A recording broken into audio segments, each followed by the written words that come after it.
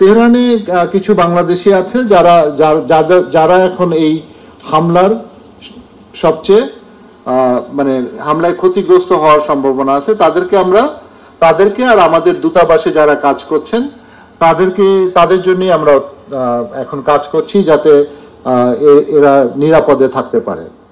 আমরা এই তেহরানে যে বাংলাদেশিরা আছেন এবং আমাদের দূতাবাসে যারা কাজ করছেন তাদেরকে নিরাপদে সরে যাওয়ার জন্য পরামর্শ দিয়েছি এবং তাদেরকে নিরাপদে মানে তেহরান থেকে দূরে কোথাও কিছু সময়ের জন্য রাখার জন্য আমরা ব্যবস্থা গ্রহণ করেছি।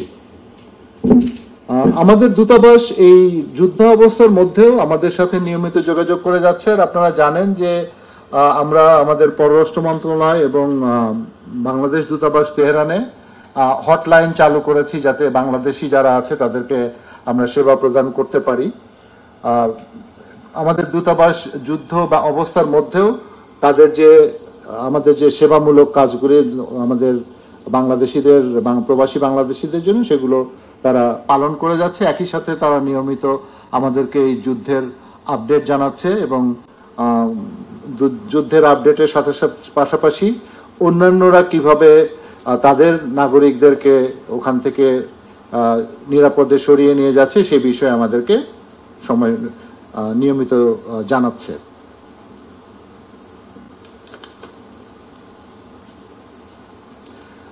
তেহরান ইরান ছাড়াও আপনারা জানেন যে আমাদের আশেপাশে আরো কিছু দেশে প্রবাসী বাংলাদেশিরা আছে, যেমন ইরাকে আছে, সিরিয়াতে খুব বেশি নাই, লেবাননে আছে আর জর্ডানে আছে। আমরা আমাদের এই দূতাবাসগুলোর সাথেও নিয়মিত যোগাযোগ রক্ষা করে যাচ্ছি। এই দূতাবাসগুলোতেও আমাদের হটলাইন চালু হয়েছে এবং তারা ওখানে প্রবাসী বাংলাদেশিদের সাথে নিয়মিত যোগাযোগ রক্ষা করে যাচ্ছেন। তবে মানে খুশির বিষয় হলো, আশার বিষয় হলো যে এই দেশগুলোতে এখন পর্যন্ত কোনো ধরনের আক্রান্ত হওয়ার কোনো সংবাদ আমাদের কাছে নাই। ফলে আমরা অন্তপক্ষে এই দেশে আমাদের যে বাঙালিরা আছেন, প্রবাসী বাঙালিরা আছেন এবং আমাদের দূতাবাসে যারা আছে তারা এখন পর্যন্ত মোটামুটি নিরাপদে আছেন। এবং এই শুধু এটাই না, আমাদের এই দেশগুলো ছাড়াও গালফ অর্থাৎ ওই মধ্যপ্রাচ্যে অন্যান্য যে দেশগুলি আছে সেই দেশগুলির যে আমাদের বাংলাদেশের দূতাবাস সমূহ আছে তাদেরকেও আমরা সতর্ক থাকার জন্য আমরা নির্দেশনা দিয়েছি এবং একই সাথে তাদেরকে বলেছি যে তারা যেন প্রবাসীদের সাথে নিয়মিত যোগাযোগ রক্ষা করে এবং যদি কেউ ওই ইরান অথবা অন্য দেশে কোনো প্রবাসীদের বিষয়ে যোগাযোগ করে তাহলে যেন তারা আমাদের সাথে অথবা আমাদের দূতাবাসের সাথে যোগাযোগ করার জন্য তাদেরকে জানায়। সবশেষে পররাষ্ট্র মন্ত্রণালয় ও বাংলাদেশ দূতাবাস সংশ্লিষ্ট সব পক্ষের সাথে আমরা নিয়মিত যোগাযোগ রক্ষা করে যাচ্ছি যাতে প্রবাসী বাংলাদেশিরা নিরাপদে থাকেন এবং কোনো ধরনের ক্ষতির সম্মুখীন না হয়।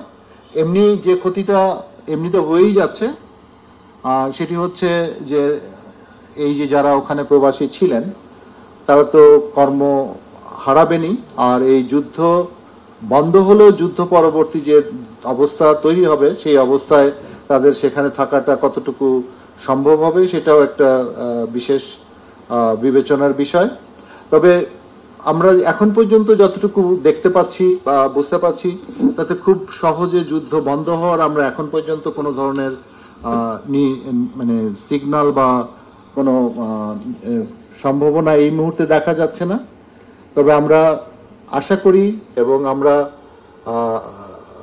প্রত্যাশাও করি যে আমরা আন্তর্জাতিক সম্প্রদায়ের কাছে আমরা আহ্বানও জানাই যে যত তাড়াতাড়ি সম্ভব এই সংঘাত বন্ধ করে মধ্যপ্রাচ্যে শান্তি প্রতিষ্ঠা করা অত্যন্ত জরুরি, না হলে এই যুদ্ধের পরিণতি অত্যন্ত ভয়াবহ হতে পারে।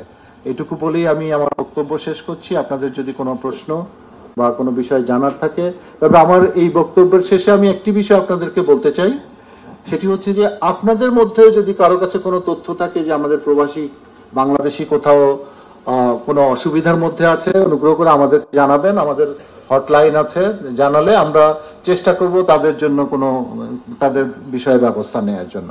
আমি এই আহ্বান জানিয়ে আপনাদেরকে প্রশ্ন করার জন্য বা আপনাদের কোনো কোয়ারি থাকলে তার উত্তর দেওয়ার জন্য ফ্লোর ওপেন করে দিচ্ছি।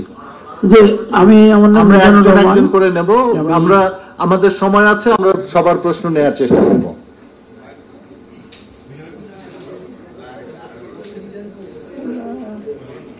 জি, আমার জানার বিষয় হচ্ছে যে আমি কালকে একটা রিপোর্ট করতে গিয়ে একটা তথ্য পেলাম যে আমাদের একজন অফিসার একটা ভবনে আছেন, যে ওই ভবনের 24টা ফ্ল্যাট, 24টা ফ্ল্যাটের মধ্যে 23টা ফ্ল্যাটই খালি হয়ে গেছে। ওই ভদ্রলোকই এখন পর্যন্ত ওই ফ্ল্যাটে আছেন। তার সর্বশেষ অবস্থা কি, তাকে রিলোকেট করা গেছে কিনা, আর আমাদের মিশন যে ঝুঁকিতে পড়েছে সেই অবস্থায় আপনাদের সিদ্ধান্ত কি? আমি আমার বক্তব্যের মধ্যেই বলেছি যে আমাদের অফিসাররা এবং আমাদের যারা ওখানে অন্যান্য কর্মকর্তা আছেন তারা জীবনের ঝুঁকি নিয়েই তাদের দায়িত্ব পালন করছেন, কারণ তাদের দায়িত্ব পালন করাটা অত্যন্ত গুরুত্বপূর্ণ। তারপরেও আমাদের এখনকার সিদ্ধান্ত হচ্ছে যে আমরা তাদেরকে তেহরান থেকে যতটুকু দূরত্বে গেলে নিরাপদে থাকতে পারবে তারা যেন ততটুকু দূরত্বে গিয়ে থাকে, অর্থাৎ নিরাপদ স্থানে সরে যাওয়া। মানে এই মুহূর্তে ইরান ত্যাগ করার কোনো ব্যবস্থা নাই, যেহেতু বিমান যোগাযোগ বন্ধ এবং মানে স্থলপথে হয়তো কষ্ট করে যাওয়া সম্ভব, কিন্তু তা নিরাপদ হবে না বলে আমরা তাদেরকে নিরাপদ স্থানে, তেহরান থেকে দূরে নিরাপদ স্থানে যাওয়ার জন্য নির্দেশনা দিয়েছি। এই বিষয়টি কার্যকর করতেও সময় লাগে, আপনারা জানেন যে গিয়ে কোথাও থাকতে হবে, তারপরে পরিবার নিয়ে যাওয়া। আর একটি বিষয় হয়তো আপনারা জানেন না যে ইরানের উপরে এমবার্গো থাকার কারণে আমাদের ওখানে অর্থ প্রেরণ করার অত্যন্ত ডিফিকাল্টি আছে, যে কারণে এই ইভাকুয়েশনের জন্য বা নিরাপদ স্থানে সরে যাওয়ার জন্য যে অর্থটি লাগবে, অর্থ আমরা পাঠানোর চেষ্টা করছি। ব্যাংকিং চ্যানেল তো ওখানে কাজ করে না, আপনারা জানেন। সেই জন্য এই বিষয়টি আমাদের মানে রিলোকেশনে একটু বিলম্বের কারণ হচ্ছে। তবে আমি এটুকু বলতে পারি যে আমাদের একটি দুইটি স্থাপনা, যেমন আমাদের চ্যান্সেরি যেটা অফিস বলি আমরা, আর রাষ্ট্রদূতের ভবন বাংলাদেশ হাউস, এই দুটোতে নিরাপত্তা ঝুঁকি বেশি ছিল, হামলার ঝুঁকি বেশি ছিল। তো রাষ্ট্রদূত গত রাতে উনি ওনার বাসা ছেড়ে একটু নিরাপদ স্থানে চলে গিয়েছিলেন। তো যেহেতু এখন যেটি ঘটছে আপনারা হয়তো জানেন যে ইসরায়েল ঘোষণা দিয়ে একটি নির্দিষ্ট জায়গাতে ওরা আঘাত করছে। যেমন গতকাল ওরা বলেছিল যে ওদের রেডিও ভবনে আঘাত করবে। তাছাড়াও আরো একটা ডিস্ট্রিক্ট 3, তেহরানের ডিস্ট্রিক্ট 3-তে ওরা বলে দিয়েছিল যে সাধারণ মানুষকে ওখান থেকে সরে যাওয়ার জন্য। বলে ওরা আগেই এক ধরনের ঘোষণা দিয়ে ওদের নির্দিষ্ট লক্ষ্যগুলোকে আঘাত করার চেষ্টা করছে, যে কারণে আমাদের দূতাবাসে যেহেতু তারা সব বিষয়ে আগে থেকেই জানতে পারছে এবং তারা নিরাপদে সরে যাওয়ার চেষ্টা করছে। তবে খুব শীঘ্রই আমরা ওই 100 জনের মতো বাংলাদেশি যারা আমাদের সাথে যোগাযোগ করেছে, তেহরানে আছে, তাদেরকে সহ আমাদের দূতাবাসে যত পরিবার আছে তাদেরকে নিরাপদ স্থানে সরিয়ে নেওয়ার জন্য সকল ব্যবস্থা সম্পন্ন করব। মাননীয় পররাষ্ট্র সচিব, আমি জানতে চাচ্ছিলাম যে আজকে আপনি সকালে দেখেছেন মনে হয় যে আমাদের বন্ধু রাষ্ট্র মার্কিন যুক্তরাষ্ট্র সহ যুক্তরাজ্য এবং কয়েকটি দেশ ইসরায়েলের পক্ষ নিয়ে একটি বিবৃতি দিয়েছে। সে বিষয়ে আমাদের অবস্থানটা কি? আর দ্বিতীয় প্রশ্নটি হচ্ছে, ঈদের আগে আপনি প্রেস ব্রিফিং এ বলেছিলেন যে আমাদের মাননীয় প্রধান উপদেষ্টা লন্ডনে যুক্তরাজ্যের প্রধানমন্ত্রীর সাথে বৈঠক করবেন, এরকম একটা সম্ভাবনা আছে। সেই বৈঠকটি হয়নি। এই বিষয়ে পররাষ্ট্র মন্ত্রণালয়ের ব্যর্থতাটি কতখানি? আপনার এই প্রথম প্রশ্নটির জবাব দেবেন আমাদের মহাপরিচালক জাতিসংঘ, এবং উনি আপনাদের মহাপরিচালক পাবলিক ডিপ্লোমেসি উইংও, কারণ এই বিষয়টি ওনার এখতিয়ারাধীন। আর দ্বিতীয় প্রশ্নের উত্তর আচ্ছা, দ্বিতীয় প্রশ্নের উত্তর হচ্ছে, আমি আপনাদেরকে যেটুকু বলতে পারি সেটা হলো যে এই সফরের আগে আমার যুক্তরাজ্যের হাই কমিশনারের সাথে একটি ব্রেকফাস্ট মিটিং এ দেখা হয়েছিল এবং আমার সাথে ওনার আলোচনা হয়েছিল। সেখানে উনি আমাকে জানিয়েছিলেন যে তারা এই সফরটিকে সরকারি সফর অর্থাৎ অফিসিয়াল ভিজিট হিসাবে আপগ্রেড করেছেন। উনি পরবর্তীতে যখন মাননীয় প্রধান উপদেষ্টার সাথেও দেখা করেন সফরের আগে, তখন উনি আমাদেরকে একই কথা বলেছিলেন। আমাদের রাষ্ট্রদূত হাই কমিশনার লন্ডনে যিনি আছেন, উনি যখন ওখানে পররাষ্ট্র মন্ত্রণালয়ে যোগাযোগ করেন, তখনও তাকে বলা হয়েছিল যে এটি একটি সরকারি সফর, এবং সরকারি সফরে আমরা যে বিষয়গুলোকে নিশ্চিত ধরেই নিই, তার মধ্যে দু দেশের মধ্যে মানে প্রধানমন্ত্রী পর্যায়ে বৈঠক হবে। এবং আমার জানা মতে আমরা যখন পর্যন্ত মাননীয় প্রধান উপদেষ্টা লন্ডনে পৌঁছেছেন, ততক্ষণ পর্যন্ত এই বৈঠকটি হওয়ার বিষয়টি ছিল, শুধু সময়টি নির্ধারণ করা হয় নাই। সুতরাং আমরা শেষ পর্যন্ত আমাদের প্রত্যাশা ছিল যে এই বৈঠকটি হবে। শেষ মুহূর্তে কোনো কারণে এই বৈঠকটি হয়নি। তবে আমি আপনাদেরকে যে বিষয়টি জানাতে চাই সেটি হচ্ছে যে এই শুধু ব্রিটেনের প্রধানমন্ত্রী ছাড়া অন্য যে যত প্রোগ্রাম ছিল আমি আপনাদেরকে ডিটেল বলেছিলাম, তার চেয়ে অনেক বেশি, যেমন ওদের ট্রেড মিনিস্টার আমাদের প্রধান উপদেষ্টার সাথে ওখানে সাক্ষাৎ করেছেন। ওদের বাকি স্পিকারের সাথে এমনিও এটা শিডিউল মিটিং ছিল, ওখানে স্পিকারের সাথে যখন মিটিং হয় তখন আরো কিছু ডিগনিটারিজের সাথে সাইড লাইনে দেখা এবং মিটিং হয়েছে, এবং হাউস অফ লর্ডসের একটি সেশনও আমাদের মাননীয় প্রধান উপদেষ্টা সহ ওনাকে নিয়ে যাওয়া হয়েছে, অর্থাৎ এবং সম্পূর্ণ প্রোটোকল দেয়া হয়েছে, যেটা অফিসিয়াল ভিজিট না হলে এইখানে দেয়া হয় না। ফলে ব্রিটেনের প্রধানমন্ত্রীর সাথে আমাদের মাননীয় প্রধান উপদেষ্টার কেন সাক্ষাৎ হয়নি সেটার দায়ভার কার উপরে? নিঃসন্দেহে আমরা যেহেতু মানে এই সফর পরিচালনার অংশ ছিলাম, সুতরাং কিছুটা তো দায়ভার আমাদের উপরে আসেই। তবে আমি আপনাদেরকে যে অবস্থাটা বললাম তাতে মনে হয় যে কোনো কারণে ওদের পক্ষে এই মিটিংটা করা সম্ভব হয়নি। দ্বিতীয় প্রশ্নটির উত্তর দেবে। আচ্ছা, দ্বিতীয় প্রশ্নটির পরে আপনার সম্পূরক প্রশ্ন আমরা নেব। আপনারা অবগত আছেন যে বৃহস্পতিবার দিনে বাংলাদেশ তাৎক্ষণিকভাবে 13 জুন তারিখে একটি সুস্পষ্টভাবে আমরা সাম্প্রতিক যে ইসরায়েলের সামরিক হামলা সেটা থেকে নিন্দা জানাই এবং গভীর প্রকাশ করি। এবং সেখানে কিন্তু উল্লেখ করা ছিল যে এই আগ্রাসনটি জাতিসংঘ সনদ, আন্তর্জাতিক আইনের মৌলিক নীতি এবং ইরানের সার্বভৌমত্ব সুস্পষ্ট লঙ্ঘন। এটি আঞ্চলিক এবং বৈশ্বিক শান্তি ও নিরাপত্তার জন্য গুরুতর হুমকি তৈরি করেছে, যা পরিণত হতে পারে সুদূর প্রসারী। আমরা তখনই কিন্তু বাংলাদেশ সকল পক্ষকে সর্বোচ্চ সংযম প্রদর্শন এবং উত্তেজনাপূর্ণ অঞ্চলে এই উত্তেজনা আরও বাড়তে পারে এমন একটি আশঙ্কা করে সেখানে পদক্ষেপ নেওয়ার আহ্বান জানিয়েছি। এবং এখানে কিন্তু জাতিসংঘ এবং আন্তর্জাতিক সম্প্রদায়কে এই মধ্যপ্রাচ্যের স্থিতিশীলতা বজায় রাখার জন্য বা রক্ষার জন্য সম্মিলিতভাবে কার্যকর ভূমিকা রাখার আহ্বান জানিয়েছি। এ প্রেক্ষিতে আমাদের বাংলাদেশের স্থায়ী প্রতিনিধি নিউ ইয়র্ক, জেনিভা এবং ভিয়েনাতে বাংলাদেশের অবস্থান এবং আমরা সুস্পষ্টভাবে আমাদের এখানে প্রদর্শন করেছি এবং আমাদের বক্তব্য রেখেছি এবং আমাদের যে আমাদের দেশে আমাদের যে অবস্থান এবং আন্তর্জাতিক অবস্থান একই প্লেনে আছে, একই লেভেলে আছে। জি, করতে পারেন। আমি হাসিনা চ্যানেল 24 কাজ করি। যে হস্তক্ষেপের কথাটা আপনি বললেন এবং কিছুটা দায় স্বীকার করে নিলেন, তাহলে বাকি দায় ব্রিটিশদের, সেটা কি আপনারা তাদেরকে আনুষ্ঠানিকভাবে লন্ডনে জানাবেন কিনা? এক। আর দ্বিতীয়ত, এরকম টপ লেভেল হাই লেভেল ভিজিটে মানে এয়ারপোর্টে নামার পরে এই ধরনের বিষয় মানে আরো অনিশ্চিত করে তোলা একজন পেশাদার কূটনীতিকের পক্ষে মানে কতটুকু মানে টিচ করা, কি বিষয়টা কি ঢাকা এভাবে দেখছে কিনা?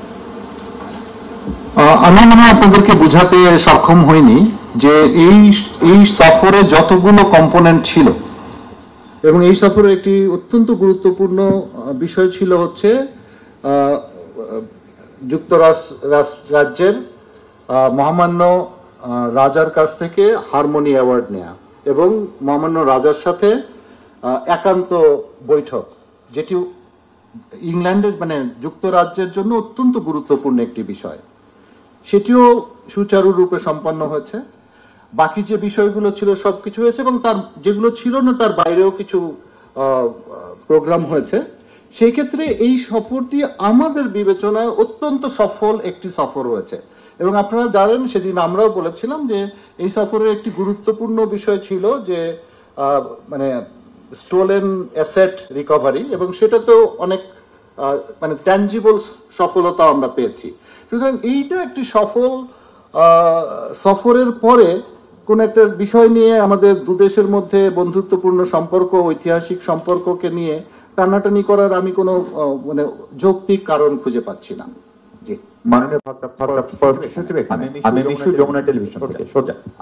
আমার প্রশ্ন আবার একটু ইরানের যুদ্ধ প্রসঙ্গে। আমরা সবশেষ রাশিয়া ইউক্রেন যুদ্ধের কারণে আমাদের অর্থনীতি বিশেষ করে দারুণভাবে সাফার করেছে। ফলে এই যুদ্ধ মধ্যপ্রাচ্যে প্রায় 60 লাখ বাংলাদেশি নিবন্ধিত বা অনিবন্ধিত মিলে জ্বালানি তেলের বাজার 7% বেশি বেড়েছে। আমাদের মজুদ বেশি দেনে নাই। ফলে আমরা অনেক বেশি সাফার হয়তো শুরু করেছি করা। ফলে আমাদের পক্ষে কোনো বিশেষ দূত বা কাউকে মধ্যপ্রাচ্যের আশপাশের দেশগুলোতে পাঠানো বা আজকে ক্রয় সংক্রান্ত মন্ত্রিসভা কমিটির বৈঠকে বিষয়টা নিয়ে আলোচনা হয়েছে, এরকম কোন পরিকল্পনা আমরা করছি কিনা, এটা একটি প্রশ্ন। দ্বিতীয় প্রশ্ন হচ্ছে, ওভারঅল প্রফেসর ইউনূসের যুক্তরাজ্য সফর নিয়ে আপনি কতখানি হ্যাপি? দ্বিতীয় প্রশ্ন আমি প্রথম উত্তর দিচ্ছি যে আমার জাস্ট এই আগের বক্তব্যে আমি বলে দিয়েছি যে এই সফরটি আমাদের বিবেচনা সম্পূর্ণ সফল হয়েছে।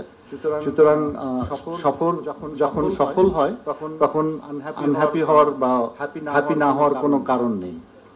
আর দ্বিতীয় যে বিষয়টি বলছেন যে এই যুদ্ধটি কয়েকদিন আগে শুরু হয়েছে, এখনই এটার ইম্প্যাক্ট নিয়ে অ্যাসেস করাটা অত্যন্ত দুরূহ একটি বিষয়। আর এই যুদ্ধের সবচেয়ে বড় বিষয়টা হচ্ছে এটা কতদিন চলবে, কিভাবে এটা থামবে, এই সমস্ত বিষয়ের পরে আমরা বুঝতে পারবো যে ইম্প্যাক্ট কি হবে। আর আপনি নিজেই বললেন যে ক্রয় সংক্রান্ত কমিটিতে বিষয়টি নিয়ে আলোচনা হয়েছে।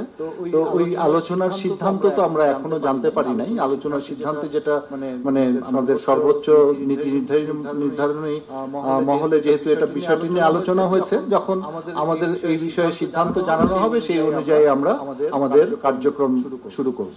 এই মুহূর্তে আমাদের কাছে এই বিষয়ে আর কোনো তথ্য নাই।